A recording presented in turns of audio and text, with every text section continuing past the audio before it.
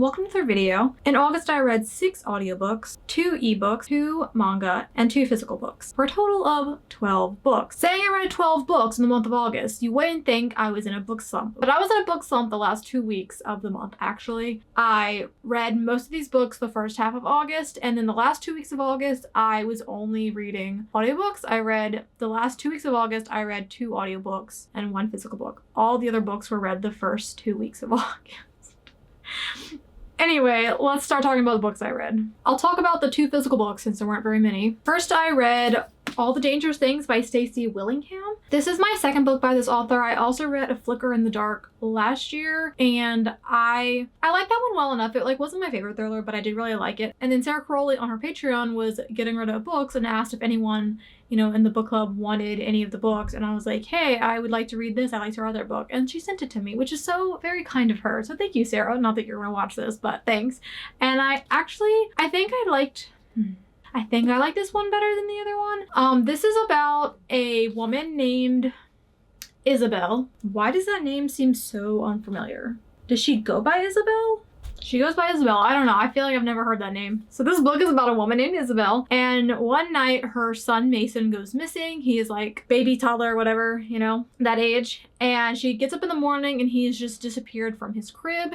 And so the book takes place like 1 year after Mason went missing. And she has been, going to like crime conventions, telling her story and just trying to investigate and figure out what happened to him on her own. This person reaches out to her saying he has a podcast and he'd like to, talk about her story on the podcast, maybe try to get the story out, try to get more people to hear about it, to see if anyone would come forward and have information. And there's also like a dual timeline of Isabel as a child because something happened in her childhood. And yeah, I think I was just expecting the story to go a little differently than it was because it's a thriller about a woman. So of course there's going to be an unreliable narrator plot in the book. And so like all the predictions I was making, it just didn't go in that direction, which should make it like a good book. But I just kind of felt not necessarily let down, but just kind of like, oh, it's not I don't know, that doesn't make any sense. But anyway, I'm sticking with it. But the ending did have me like hooked,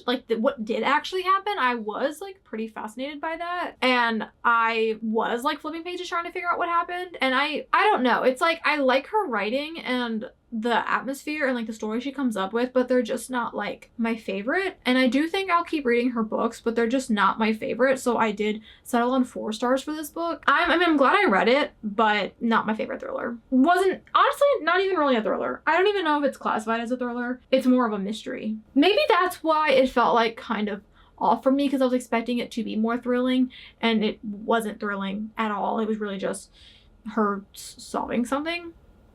I don't know. And then the other physical book I read this month is actually the one I was reading the last 2 weeks of the month. This is not what put me in a book slump. I think I just read too much earlier in August, but I started this book and just couldn't get into it. It was not the book's fault. I know it wasn't the book's fault. I just did not want to read. So it did take me 2 weeks to read this book. And that is Project Hail Mary by Andy Weir. This is the same author that wrote The Martian, which I read earlier this year, and it was my first 5-star read of the year. I really, really loved that book. And my boyfriend said I would like this one even more. And he got to say I told you so, because I did like this one more than The Martian. Didn't think it was possible. I really, really loved this book. The plot of this one is that, I'm not sure how much I should say about the plot. I guess I'll just say what's on the back of the book so I'm not giving anything away. So based off the back of the book, this book is about this man named Ryland Grace, and he wakes up on this ship in space and he can't remember who he is or why he's there, but he's the only person on the ship. His other 2 crewmates died. So he wakes up all alone and he's in space and he doesn't know where he is or why he's there. And he slowly gets his memories back as to why he's there and the mission he's on and what he has to do for Earth. And it was so good. I love Andy Weir's writing so much. He is so funny. I think he is a fantastic writer and I will read anything this man writes. There's one other book I haven't read yet. I will be reading it. This book is sci-fi and normally I don't really reach for sci-fi. I feel like I have a hard time grasping the world and how science fits into it. And the thing about this book is it's sci-fi, but it's like sci-fi if Earth's technology we have now is just more advanced. So The Martian is about a man on Mars. Right now, people on Earth aren't going to Mars. they'll go to the moon but not to Mars. So it's just kind of like technology advancements in like a real world setting. And so this one is kind of similar to that as well. It's based off real science that's just farther along than we are right now. And I think that's why it's like a bit easier to grasp than like other sci-fi books, because it's not like a whole different society. It's not like that. And so there is a lot of science in this book and in The Martian, but the author does such a good job like explaining the science that like you either understand it and you're like, oh cool, I understand the science thing, or you don't necessarily understand it, but you still understand where the plot's going. And so you don't really feel like left out or like excluded while reading this book. You're like following along with the scientists in the book. And I think that's really good writing to be able to like explain things like that. Like I wish this man wrote textbooks. I would have gone so much farther in school if this man had been writing my textbooks. Like I didn't like science. If this man was writing my science textbooks or teaching me science, I would have liked science more. And so I really like the way the science is described in this book. And I also just really like his humor. Like I said, he is very funny. After reading like a second book by him, I can tell that it's his like humor that he's writing into the characters, because like the character in this book, Rylan, and the character in The Martian, Mark, they're like different people. I wouldn't say they're that similar, but like the sense of humor is kind of still there. So I can tell it's like Andy Weir's humor like in his writing. It's just so good. He is so funny. I really, really, really love this book. Obviously 5 stars, just like The Martian. And yeah, I love this book, and I really think you should give this author a chance, even if it doesn't seem like something you would like. I promise it's so much better than you think it would be. So for the ebooks I read, how many did I say? 2? I think I said 2. Yeah, I said 2, because it was like 2, 2, 2, and 6. And that makes 12. Math. Anyway, so I read the Jane Austen book club. I didn't like it. Okay, so basically the plot of the Jane Austen book club is this group of people that know each other in some way decide to make a book club where they're going to read a book by Jane Austen like every month until they get through 6 books. And so like it's set up in like sections. Like it'll be like April, which is Emma, and then it'll be like chapters within the section, because they're telling, it's like them in that month talking about the book, but then there's also like flashbacks to different parts of their lives. So like each month kind of follows a different character almost and tells like their childhood, or just it explains something happening in their life or whatever. And I've only read 2 Jane Austen books out of her 6 books. So maybe I would have gotten more enjoyment out of this book if I had read all 6 of her novels, but having read the 2 I did read, I don't think it made a difference. And I just found this book boring. Like I just didn't really care about the characters. I didn't care what they were going through. I didn't care about their past. I didn't care about their present. I just did not care. I did not find any of them interesting. I didn't believe any of their like relationships. I just didn't care. It was just boring. And maybe I'm just not the demographic. Like I could definitely see like an older woman reading this book and maybe getting something out of it that I didn't, but I was just bored. And so I read through like reviews and stuff, and it helped me understand it like a little bit more, but the reviews were not positive either, basically. So what the author was doing, she was like comparing these characters to the Jane Austen books they were like talking about. So like each month or whatever kind of followed a different character or 2 characters or whatever, and the storyline it was telling for the characters was supposed to relate to the Jane Austen book that they were talking about in that month. And looking back, like I said, I've only read the 2 books. I've read Emma and Pride and Prejudice. Looking back to those sections and what I know about those books, I could kind of see that take, and reading reviews and how other people talked about the other Jane Austen books and how they related. I like see what the author was doing. I don't think she did it very well. And like I said, maybe I would have gotten more out of it if I had read more Jane Austen books, but based off the other reviews, I don't think she did it well, because other people who have read them like understood what she was doing, but also said she did it badly. And a lot of reviews were just like, this could have been about any author's books and it would have been the same plot. She just used like Jane Austen's name to get people to read the book, and I don't disagree. Like I said, it was just boring. I don't know how many times I can say it's boring, but it was boring. And I just wanted to be done with it. I thought it was going to go somewhere, and it just never like picked up. But I did read the whole thing, and like 2 stars, 2.5. Like I did not like this book. And I do have a physical copy of it, and I like the cover. I think it's really cute. Don't know if I'm going to keep it though, because I just didn't like it. The other ebook I read this month was Done and Dusted by Lila Sage, I think is her name, and I did really like this book. This was my first cowboy romance. Don't know why I've been putting off reading them. I guess I just thought I wouldn't like them. That was dumb of me, but I did really like this book. She goes by Emmy. Her name's Clementine, and her family has a ranch, and it's like her two brothers, and her dad, and she has been away from home because she does barrel racing. Still have not looked up what barrel racing is. I really need to. But anyway, she's been like away from home doing barrel racing, and then she comes home because something happened, and so she plans on staying home for a while, but she like is not telling her family about why she's there. Well, her brothers have this best friend, I can't remember his name, Luke Brooks. His name's Luke Brooks, and she cannot stand Luke. She calls him Brooks. She cannot stand him. Like, growing up, you know, she was like the little sister, so like her brothers and like Luke were like older than her, and you know, they just didn't like each other. So she comes home and they still have that same like animosity towards each other, but they're both all of a sudden like attracted to each other. He's like, I can't date my best friend's little sister. Like, I can't do that. He would get so mad at me.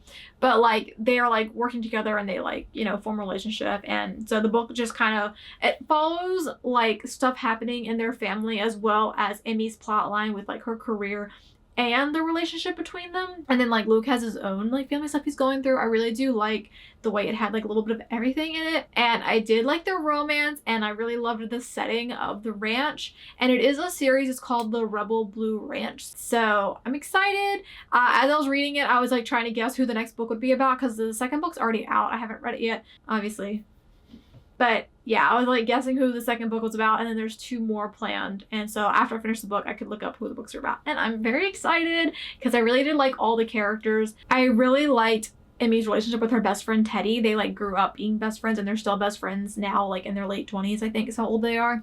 Their friendship was so perfect. I loved their friendship, and I really loved Teddy's dad. He only was in a small portion of the book, but I really loved her dad and her relationship with her dad, so I'm really excited to see more of Teddy and her dad in like another book. And yeah, this book was really good. I think I set it out of 4.5 stars for it, because like there's things here and there like I didn't really like as much, and it like tropes that I won't get into. But yeah, I did really like this book, and I think I like cowboy romances now. I will at least be reading more of them, because I did like this one, and it made me wish I grew up on a ranch and not a little suburb of Virginia. So now I'll go into the audiobooks I read in August. The first one I finished was called From Love to A to Z, and this is a YA, like coming of age romance book or whatever, and it follows 2 characters. I believe the girl's name is pronounced Zainab.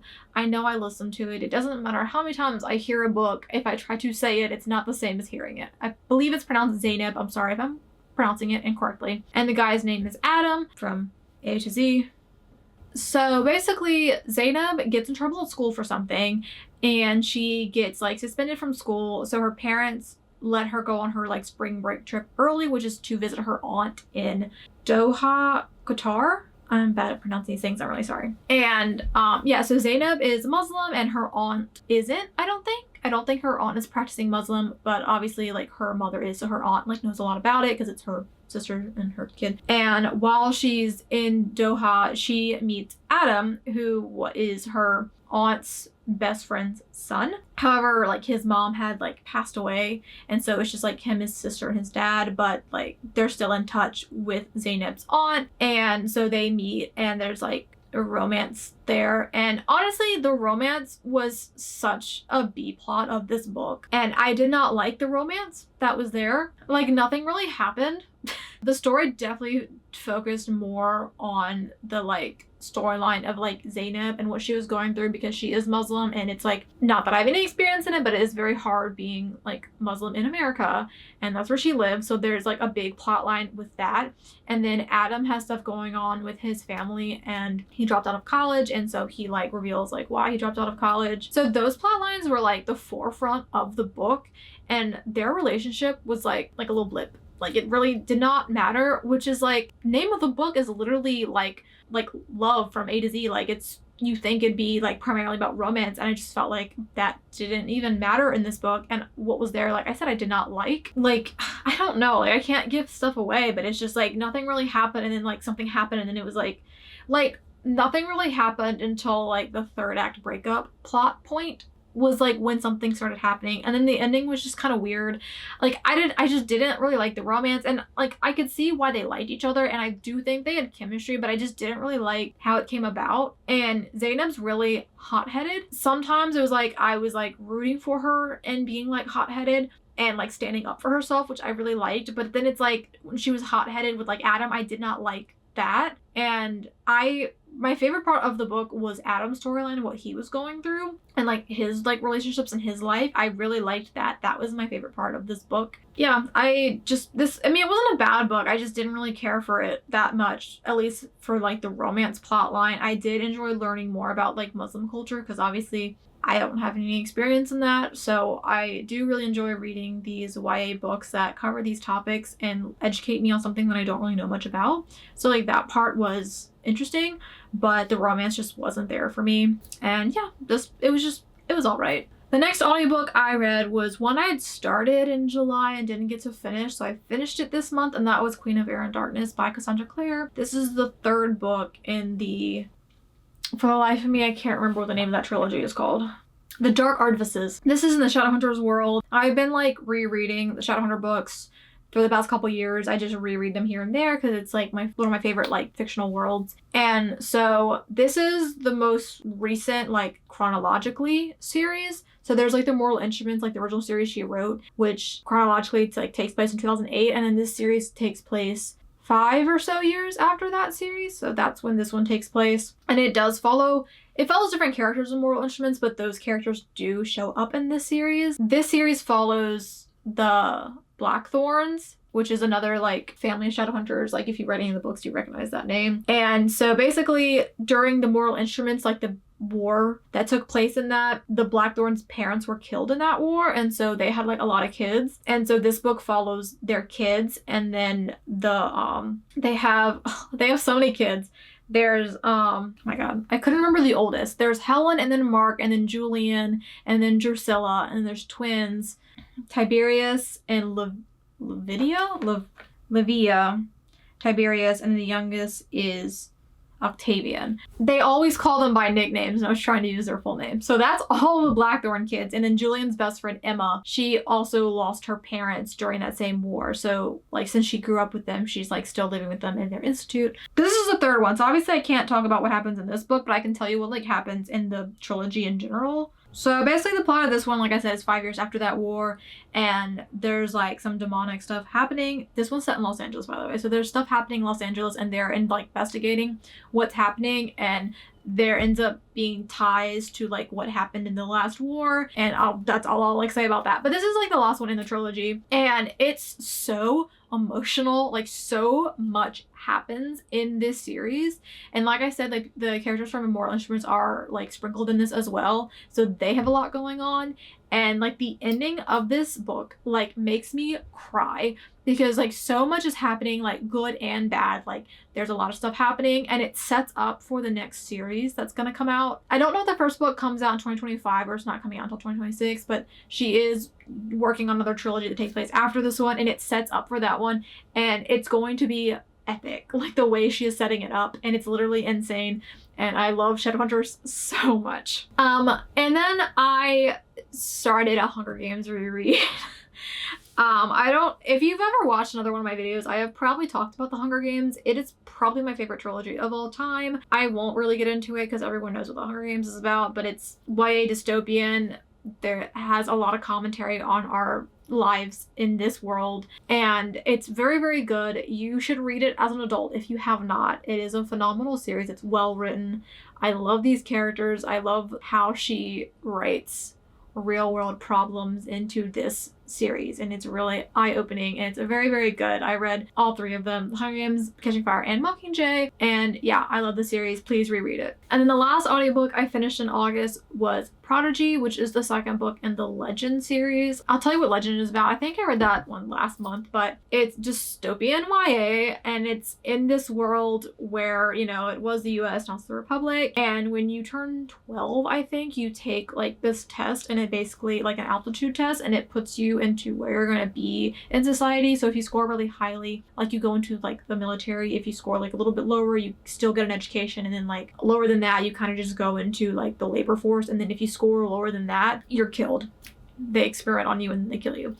And so the main character, Day, he scores really low and he's like experimental and killing, except for he gets away and he becomes kind of like a vigilante of the city, and he's like the #1 wanted criminal because he's like stealing from the government and like giving to the poor kind of thing. And then the other main character's name is June, and she scored a perfect score, so she went the military route and she's like top of her class and stuff. And yeah, so in the first book, like her brother is killed and she's like out for revenge because she thinks Day did it. And in the book, stuff gets uncovered about the government.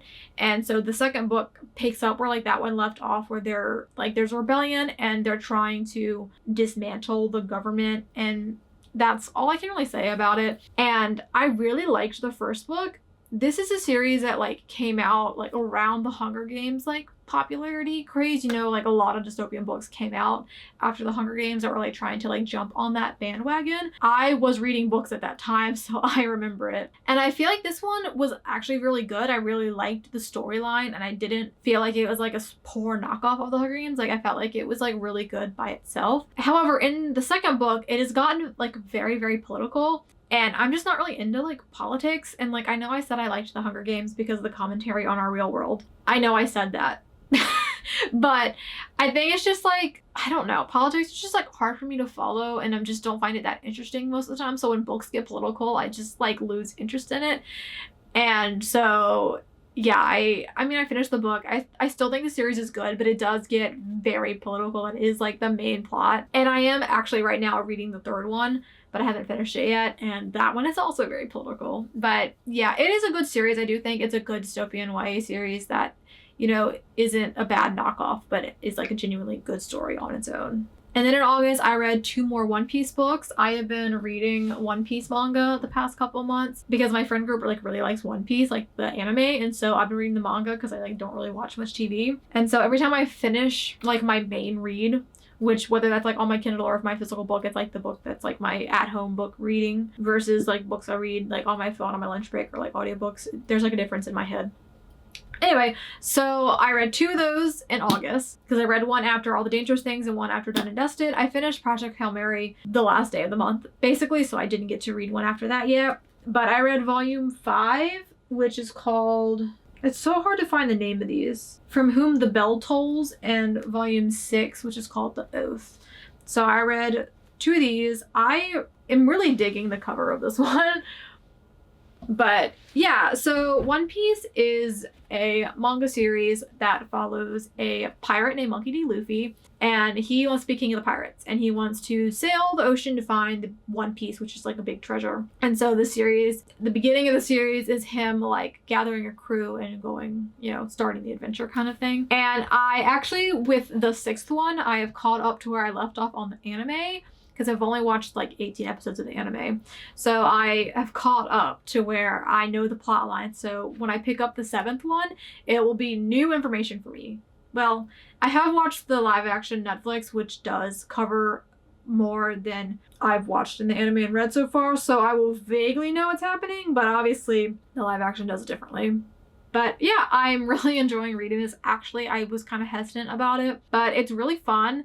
And this is my first manga, but like I said, like last month, like I've already like adjusted to reading it, and I can read it at a pretty good speed now, despite it being like backwards and stuff. But yeah, I'm really enjoying reading this, and I look forward to reading more in September. So I think that's all 12 books I read in August. Yep, that is all 12 books I read in August. I somehow remembered all of them without looking at my phone too many times, which I'm proud of myself for that. I'm also proud of myself. No, I take that back. 4 of them are rereads.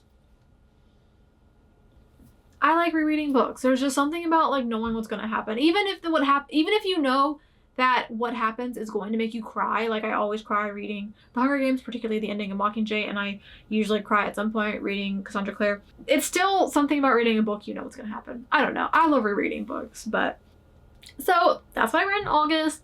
I do have a reading vlog that I'm gonna start working on today, actually, that I wanted to film in August, but because I was slumping, I didn't get to it. So there will be a reading vlog coming out by the end of September, and then I will go into spooky season reading some spooky books. I'm very excited for that. So yeah, thank you for watching this video. Maybe you'll watch some more of my videos. I'm about to decorate for Halloween, so watch out for that video, and yeah, bye.